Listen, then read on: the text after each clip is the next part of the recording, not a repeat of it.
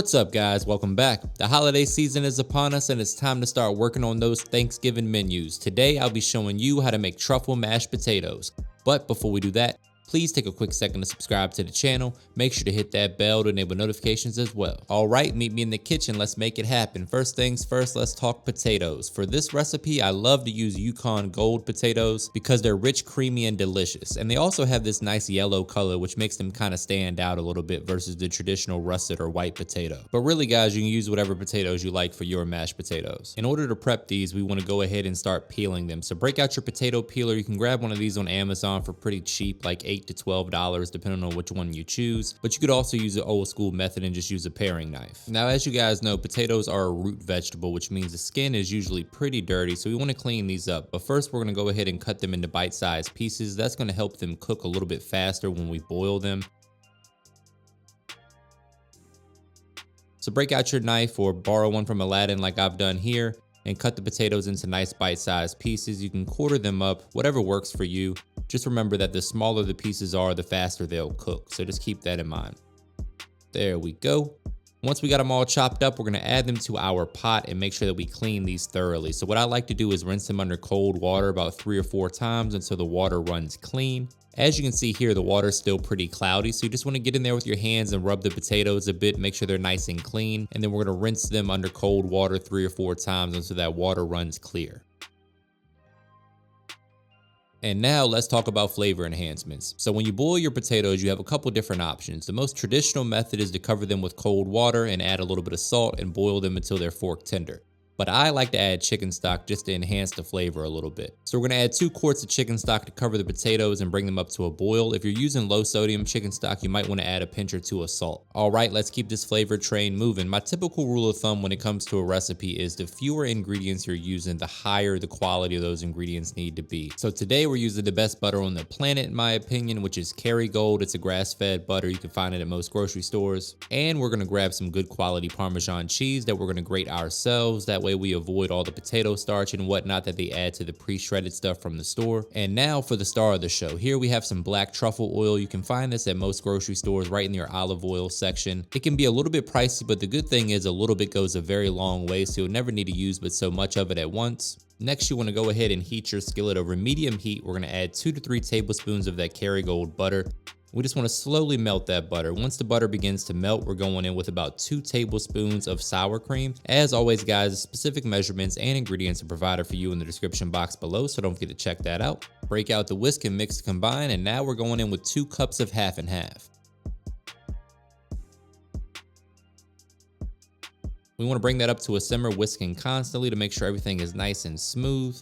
Now we're going in with a teaspoon or 2 of garlic paste, depending on how much garlic flavor you want to add to this. Give that a good mix to make sure all those flavors are coming together nicely. We're essentially making a garlic Parmesan cream sauce that we're going to infuse with a little truffle oil. This is going to go into our mashed potatoes. Anytime you make mashed potatoes, you always want to warm your butter and cream mixture to make sure that your consistency comes together nicely. Now it's time to season this up. We're going in with some of my all-purpose seasoning, which is a blend of salt, pepper, garlic, and onion powder. If you haven't tried that yet, you can get yours via link in my description box. I've provided a nice discount code there for you as well. And here comes a teaspoon or so of that black truffle oil. If you've never used truffle oil before, I do recommend starting with just a little bit. You can always add a little bit more later, but once it's in there, you can't take it out. It just brings such a unique flavor profile, which is really nice, especially for Thanksgiving.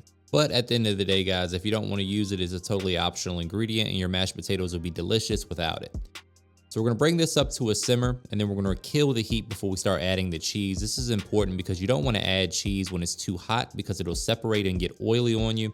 And that's not what we're going for. We don't want oily mashed potatoes. So we're going in with that freshly shaved Parmesan cheese when the heat is off and allowing that residual heat from the butter and cream to melt that cheese beautifully. We want our cheese sauce smoother than a 3-day weekend. So get in there with your spatula, make sure everything's coming together as planned. Everybody's playing nicely in that sauce. You want to taste as you go and adjust the flavor to your preference. Another quick reminder, guys, that all the specific measurements and ingredients are provided for you in the description box below, so don't forget to check that out. We're going to add a little bit more black pepper, mostly because I like black pepper in my mashed potatoes, and it's all about personal preference, guys, so use whatever flavor profile you like. Now is a great time for me to remind you to please hit that subscribe button and that bell to enable notifications. Here I am giving this a good taste test, seeing how we're coming along. pretty damn good, my friends. Can't wait for you guys to try this recipe. Let me know in the comments what your favorite style of mashed potatoes is. These potatoes should be done after about 9 to 11 minutes, but it really depends on what size the potatoes were when you started boiling them. So make sure you pay attention to how small you chop them up.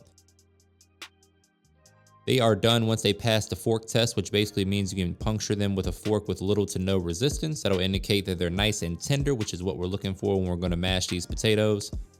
Once they're right where you want them, go ahead and drain them off. And then we're going to break out the potato masher.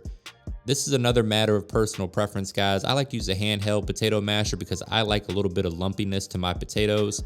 But if you want them super smooth, you can break out the hand blender, or you can use a potato ricer, or even put them in an actual blender if you want them extra smooth. These are going to be pretty creamy, but I like a little bit of lumps in my mashed potatoes. So again, totally up to you. You can make them as smooth or as lumpy as you prefer.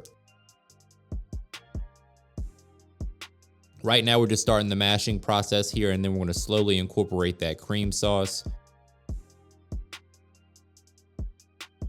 Get in there with your spatula and mix that around, and continue to add a little bit of cream at a time until you get it right where you want it in terms of the consistency. There we go. We're just going to go ahead and add the rest of that in there, and just keep on stirring until it all comes together and you have the consistency that you're looking for on your mashed potatoes. Oh man, look at that. Just so rich from all the cheese and the cream, the butter, all the stuff that's super good for you, right? Now that, my friends, looks like some good mashed potatoes. Brace yourself for a little trademark money shot. Look at that. I'm ready to plate that up. Who's ready for Thanksgiving? Let me know in the comments what your favorite Thanksgiving go-to recipes are.